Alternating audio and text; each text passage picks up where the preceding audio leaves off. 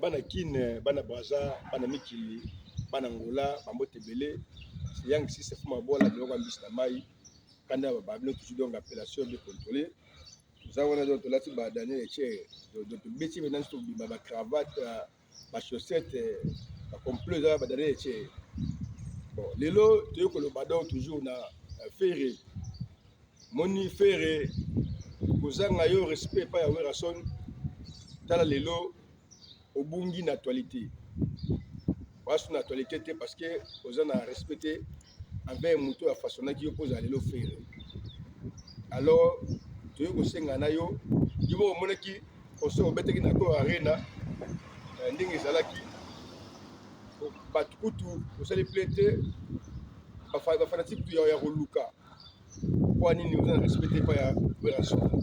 Mais là à ko arena oyo fallait bête qui il y a qui plein de spectacles tant fort bato basepelaki na ko arena na yo afani bazakite sala yi vide et comme que le camarade Oluka tu vas faire les portes yango biso bato maison mère afana y avait nyama makanda wera son to stenga pa na yo oza reconnaissant osenga wera pardon sa biso oyo afana maison mère nous sommes la soutenir yo nous soutenir yo biso na essa de partir nous soutenir yo na yu arena obete ki bosso tala play aussi que yu arena na oyo beti na ako arena au moins que différence ezali parce que biso ba fan ya maison mère tout qui yo pose na respecter we rappeler yo le vie we ratombola ki yo we rappeler ko ba niveau mais yo na niveau tango na yo comme ingrat envers wera tandi ba musicien ba comme kimayo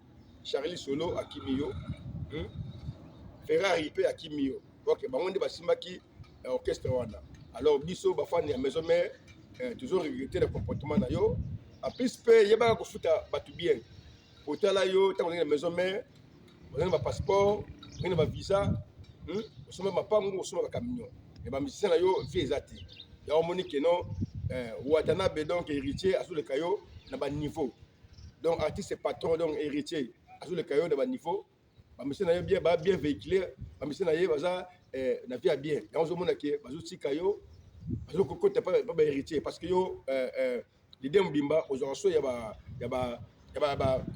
monsieur n'a yoti. Y a monsieur ba okima parce que 20 ans yo mais ba na le côté, ba na le pangoté donc vie moko ya roler là, ça passe. Et on yo to senga pa na yo, koso nga na actualité. Pour la minute chose en actualité té. La minute yo fallait solia yo.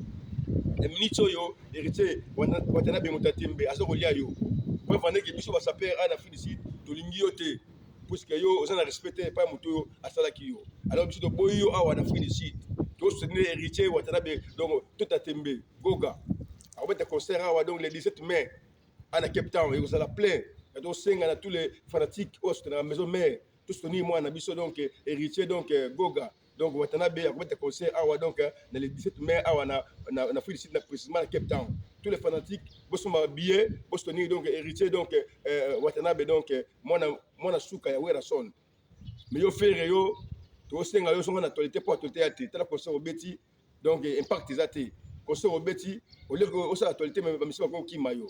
Alors ça passe donc changer comportement senga wera son pardon pour azavie na yo donc c'est yang si c'est pour moi là ko ambis na mai. Donc ça peut être tellement cher. Ça pose un niveau que ça va nater. Donc c'est si sinon le bélo donc c'est que tu vis musique, tout le monde qui yo faire actualité zati. Actualité na aussi pour nini pour se manquer wera. Mais ce que sengi wera pardon, biso bata maison mère to soutenir yo. Yo adversaire na yo zali fali. Hein? Mais tel yo augmenter ka fali. Comme toucher papa wa sala ki yo. Zali passi.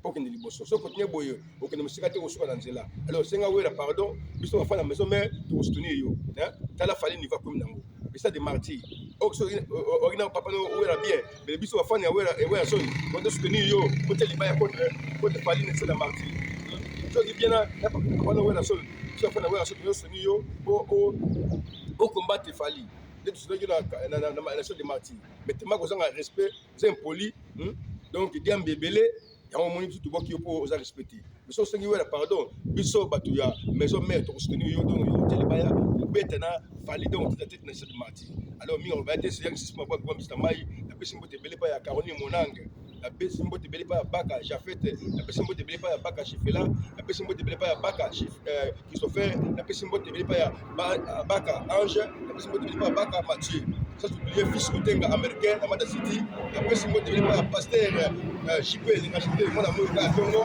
la personne qui te pas pasteur Damas le grand sapeur la personne qui te Bob Chaoumba Motopamba très fort patron de King donc Minga Roberté n'a toujours contrôlé la personne qui te pas César Ngadi la personne qui te pas Galiano babi très fort toi toujours contrôler masula bilamba donc très fort gros auto bien ba Daniel Etche donc après moi donc Guy Fango Daniel Etche donc besoin mon ba Daniel Etche donc après ça bien contrôler Minga Roberté Mbote belé c'est